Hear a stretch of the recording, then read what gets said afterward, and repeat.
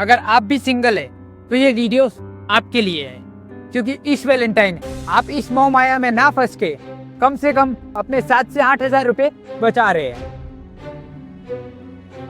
जानिए कैसे। सबसे पहले आता है रोज से। हम ऐसे तो ये रोज पूरे साल 10 या 20 रुपए का आपको मिल जाएगा, बट ये वैलेंटाइन वीक में ये रोज आपको कम से कम 50 रुपए का मिलेगा। तो 50 रुपए तो आपके पहले दिन ही चले गए।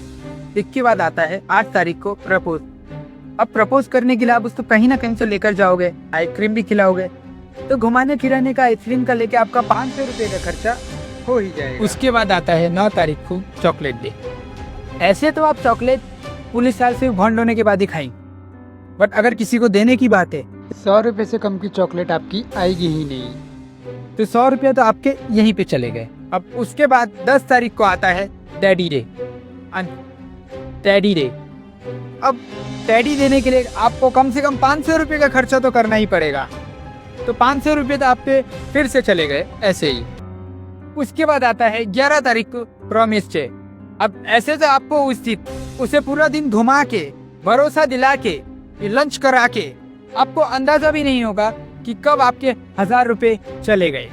उसके बाद आता है 12 तारीख को हग डे। अब एक हग लेने के लिए आप उसको कोई ना कोई हॉरर मूवी दिखाने तो लेकर ही जाओगे, तो उसमें भी आपका कम से कम 500 रुपये का खर्चा तो हो ही जाएगा। इसके बाद आता है किस डे। अब ऐसे तो वो बोलेगी कि मुझे शादी से पहले पवित्र रहना है, लेकिन आप मानेंगे नहीं, कहीं ना कहीं रूम बुक तो करेंगे ही इस चीज के लिए भी। उसमें भी आपका 500 से 1000 रुपये का खर्चा तो चला ही जाएगा। सबसे आखिरी में आता है 14 तारीख को वैलेंटाइंस डे। ये सबसे इम्पोर्टेंट डे है, क्योंकि इस दिन डैडी देने के बाद डैडी जो बनना है, तो ना चाहते हुए भी आप अपने आप को रोक नहीं पाएंगे। आपका खर्चा कम से कम 2000 से कम पर तो होगा नहीं।